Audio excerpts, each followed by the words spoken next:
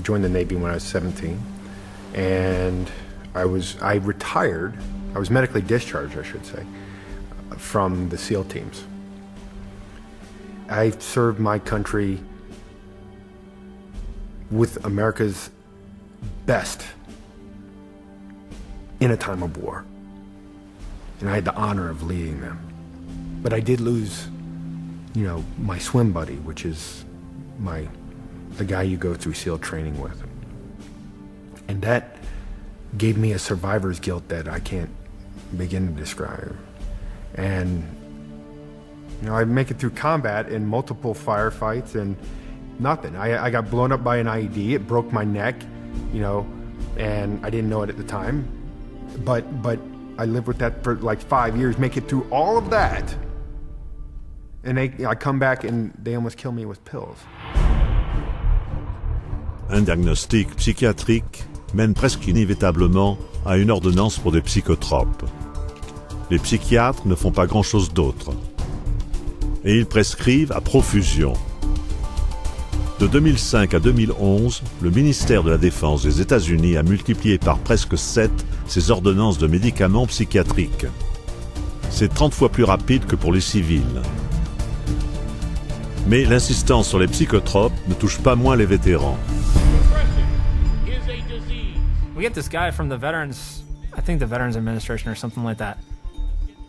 And he's basically telling you, if you are depressed, if you do something erratic, it's a disease. This guy's literally the loudest guy in the entire briefing.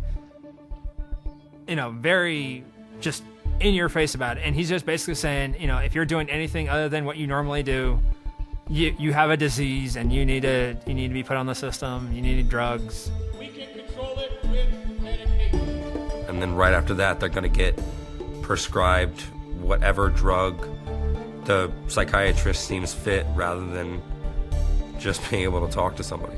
No therapy, no lifestyle change. It's a straight line of how they educate these doctors in pharmacology, a symptom to a drug. Les psychiatres ne savent pas ce que leurs drogues font à l'organisme.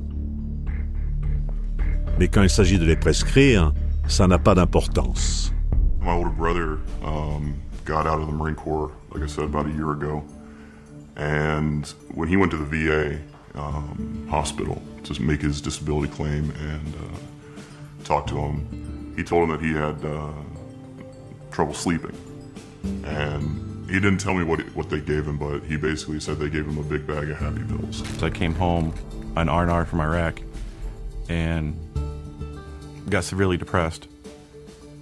And they went and told me to go see the on-based psychologist, which then they prescribed me meds. He basically told me what was wrong with me and prescribed me with Zoloft, and that was pretty much it. I've been on Ambien, Seroquel, Paxil. That was one of the big ones. A very dangerous drug that I just think is very harmful, called Abilify. It kind of puts whatever meds you're on steroids. Wellbutrin, Zoloft, modafinil, methylphenidate, trazodone, Prazosin, and Ambien. Starts out with Dexedrine, Vibrid, Dalmane, Citalopram, Thorazine, Citalopram, Prozac, and effects are at the same time. Stelazine, Zoloft, Compazine, Seroquel, Cogentin, Abilify, Nodular, Wellbutrin, IV Amitol, Depakote, Artane, Xanax, Haloperidol or Haldol, Klonopin, Diazepam, Adderall, and Librium. 5 milligrams to 300. 300 milligrams. 1,200 milligrams of lithium a day. Most individuals who would be given these drugs have no clue what the drug is, really, or what it can do to the mind, really. They just don't know. So it's a blind date, and and sometimes it turns out to be kind of an ugly one. La surmédication au sein de l'armée bat tous les records, en particulier aux États-Unis. Au total, dans les 10 dernières années, le gouvernement américain a dépensé plus de 4,5 milliards de dollars en médicaments pour les soldats et les anciens combattants. En fait, en 2011, le Pentagone a dépensé plus d'argent en pilules, en injections et en vaccins qu'en Black Hawks, qu'en tank Abrams, qu'en avions de transport Hercule C-130 et qu'en missiles Patriot réunis. The use of both psychiatry and psychotropic drugs has just ballooned in the U.S. military. Every soldier that I've talked to, every time they've seen a psychiatrist, they would prescribe them some kind of psychotropic drug right off the bat. I would say 60 to 70% of the soldiers we saw in our center were on medication. Let me give you an example.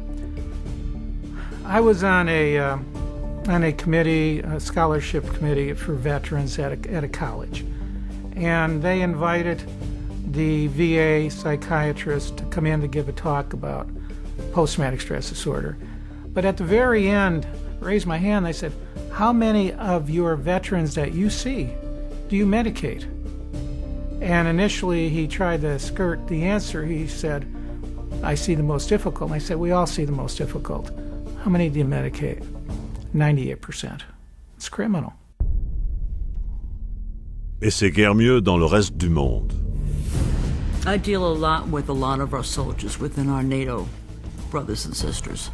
Canada, New Zealand, Australia, UK, Germany, France, Belgium, and even soldiers down in Italy and even in Spain. Each and every one of them have complained about the issues dealing with psychotropic drugs with them. I was stationed in Germany for a while. I was in Kosovo for a while. And they had talked about that, when they see the psychiatrist, they do give them psychotropic drugs. So it seems like it's a worldwide problem. A lot of our veterans have told us that when they went for help whilst they were still serving, they were then prescribed medication. It didn't help. Quand on envoie un patient chez un psychiatre, il ressort directement avec des molécules chimiques. Et ça, on commence à avoir les effets secondaires et on commence à avoir les problèmes. І справді, психіатри давали військовослужбовцям небезпечні наркотики, при цьому знаючи, що військовослужбовці мають в руках небезпечну зброю. Och någonstans så finns det ju någon drivande orsak till att vi skriver ut mer och mer piller. Men vi får ju inte det förväntade resultatet. Mais quel que soit le pays, c'est l'armée. Et dans l'armée, les soldats sont tenus d'obéir aux ordres. When I'm wearing this uniform, if I'm ordered to see a psychiatrist, I have to go to see a psychiatrist. If I'm not in this uniform, I can tell them no. The suggestion to go see the psychiatrist came across as a heavy recommendation. It wasn't a direct order, but it was, this is something you should go do. It's something that needs to be handled. You should go do this. Et puis, il y a la pression pour que vous preniez les médicaments. I actually asked my commander that. I said, do I have to take these drugs if is this an order? And they all just stared at me, wouldn't give me a no or a yes. Implied that I'm supposed to take this. If I would have refused, I probably would have lost my rank or lost opportunities in the military because I wasn't taking care of the property of the military, which was my body. Most of the troops that I talked with did not want to take the psychiatric drugs, did not want them, did not need them, and rebelled at having to take them.